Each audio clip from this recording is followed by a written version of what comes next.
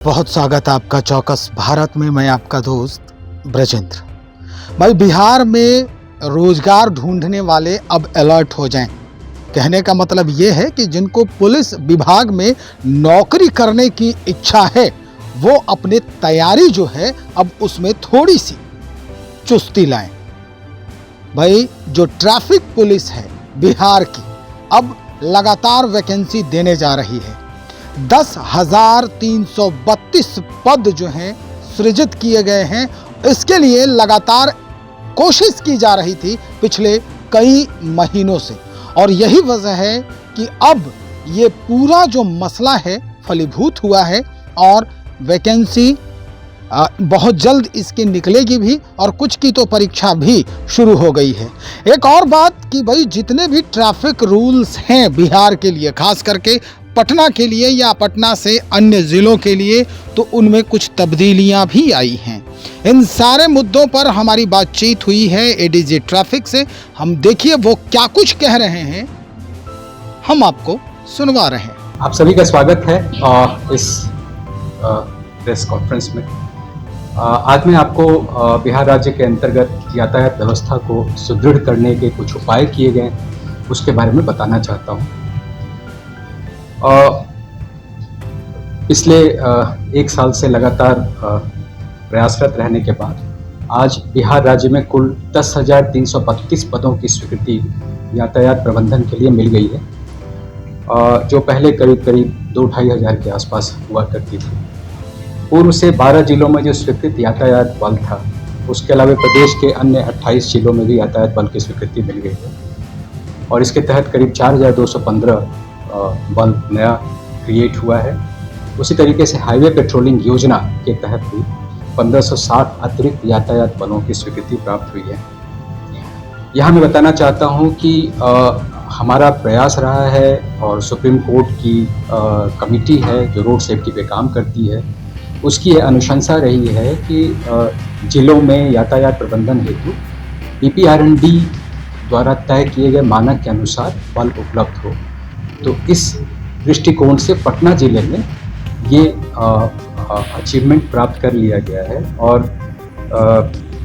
ये बल जो है करीब 850 जो हुआ करता था, अब बढ़ करके वो 2600 के आसपास पटना जिले के लिए बल स्वीकृति प्राप्त हो गई है।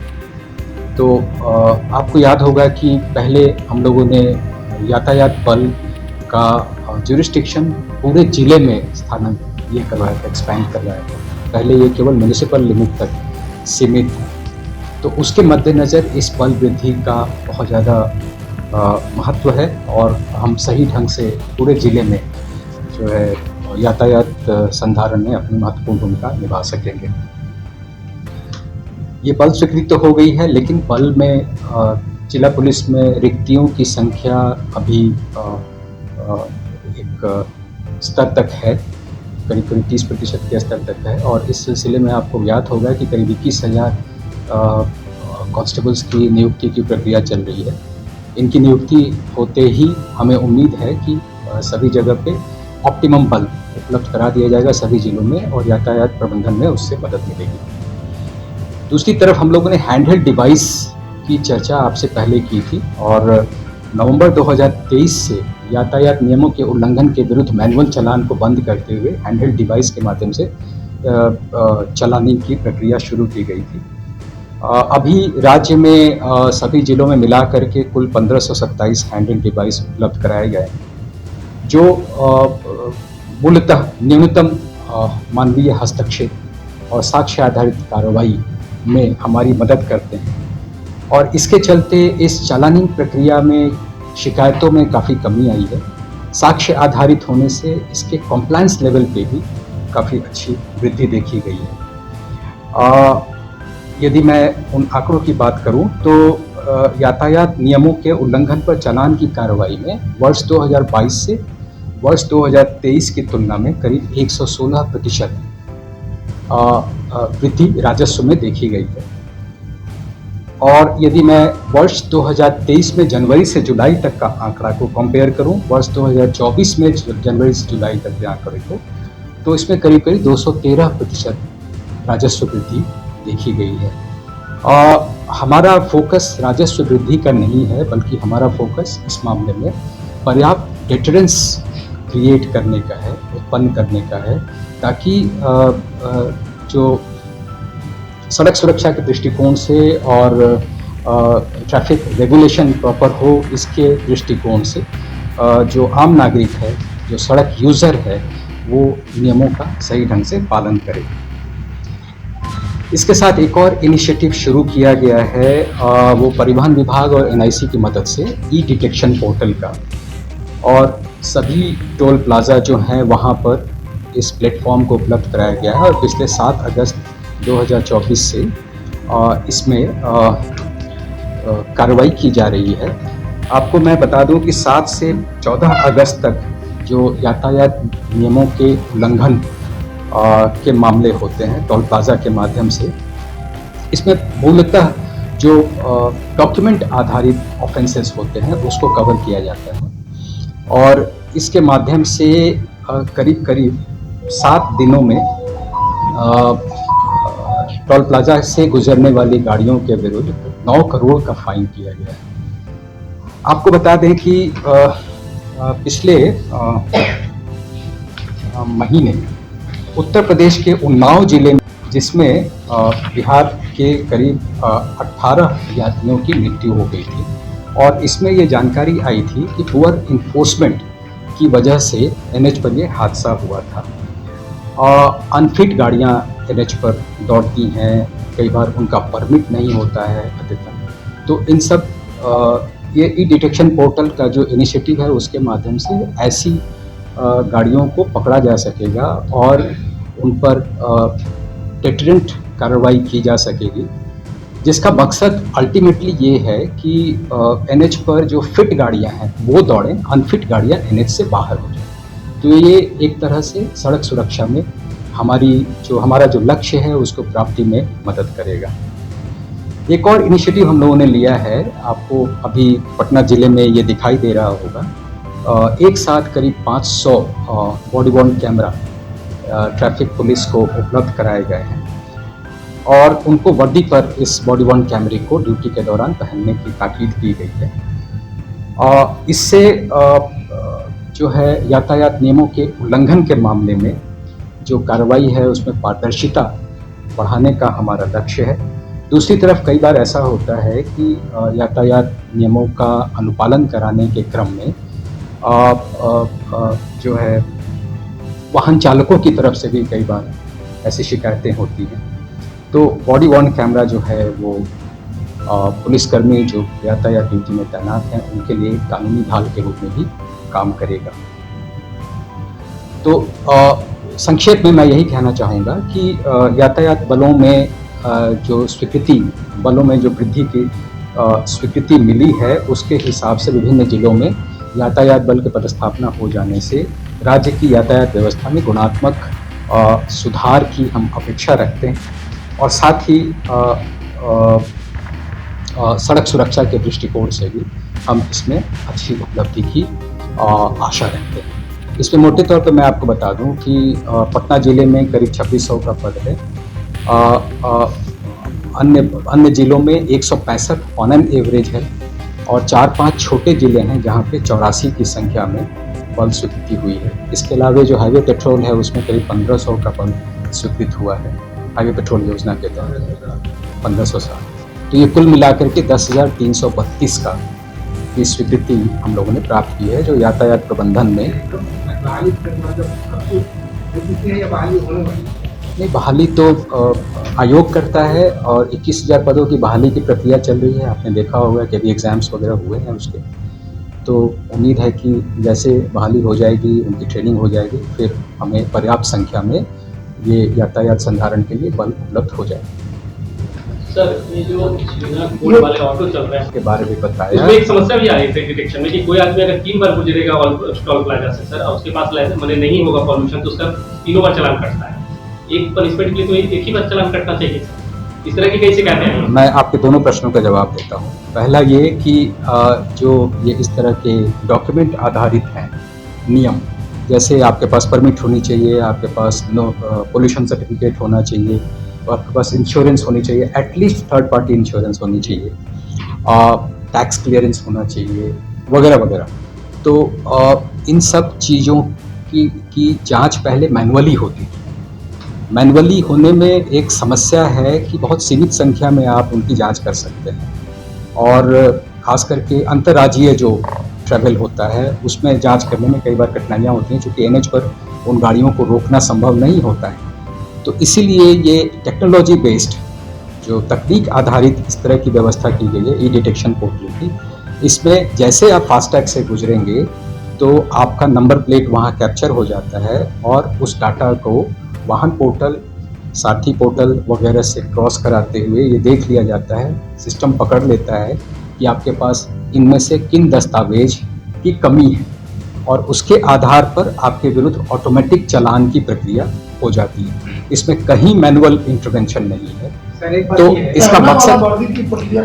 इसका मकसद मात्र इतना है कि जो गाड़ी चला रहे हैं वाहन चालक जो हैं या वाहन मालिक, वो इन नियमों का कड़ाई से अनुपालन करें, ताकि जो अनफिट गाड़ियां हैं, जैसा आपने कहा बिना इंश्योरेंस के या बिना परमिट के या फिर बिना पोल्यूशन के वगैरह वगैरह, तो अनफिट गाड़ियां नहीं चलें। आपको मालूम होगा कि अनफिट गाड़ियों का योगदान सड़क सुरक्षा के दृष्टिकोण से कितना अधिक है।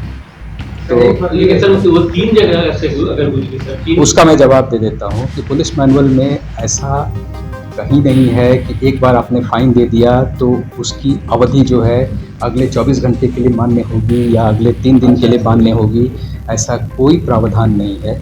और इसी वजह से इस तरह की जो बात है वो सामने आ रही होगी, लेकिन ये यूनिफॉर्मली अप्लाई हो रहा है। ऐसा नहीं है कि किसी एक व्यक्ति के खिलाफ या किसी एक वाहन के खिलाफ इसको अप्लाई किया जा रहा है कि 3 बार आपके खिलाफ हो गया। यूनिफॉर्मली अप्लाई हो रहा है और नियम है तो सबके विरुद्ध होना चाहिए। सर ये कैमरा कब से पॉलिटिकल होंगे? कौन से कैमरा? कैमरा अलग अलग क्वेश्चन पूछ रहे हैं। पटना में कितना है? पटना में camera, body worn camera, Patna में करीब 500 प्लस बॉडी वॉर्न कैमरा है। पूरे बिहार में? पूरे बिहार में 553 हम लोगों ने पटना से शुरुआत की है, और धीरे धीरे हम लोग सारे बिहार में इसको ले जाएंगे। हमारी मंशा यही है कि ट्रैफिक में काम करने वाले हर कर्मी के पास ये बॉडी वॉर्न कैमरा हो, और जब भी वो ड्यूटी करें तो वो इसको ऑन करके ड्यूटी करें, ताकि किसी भी प्रक्रिया के अनुपालन में पारदर्शिता बनी रहे।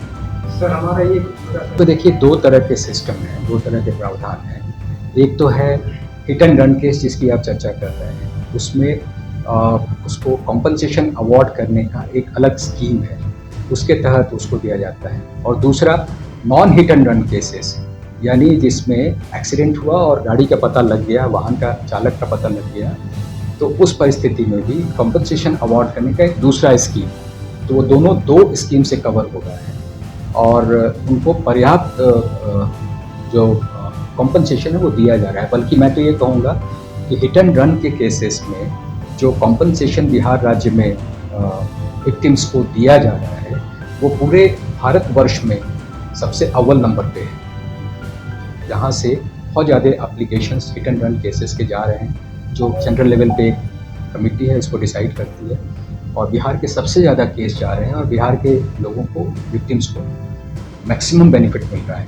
कि एक बार आपने रेड लाइट क्रॉस किया, आपके चालान कट गया, फिर आप अगले रेड लाइट को भी क्रॉस कर रहे हैं, तो वहाँ न केवल आप अपने को इंडेंजर कर रहे हैं, बल्कि अपने साथ चलने वाले सड़क पर अन्य लोगों को भी इंडेंजर कर रहे हैं।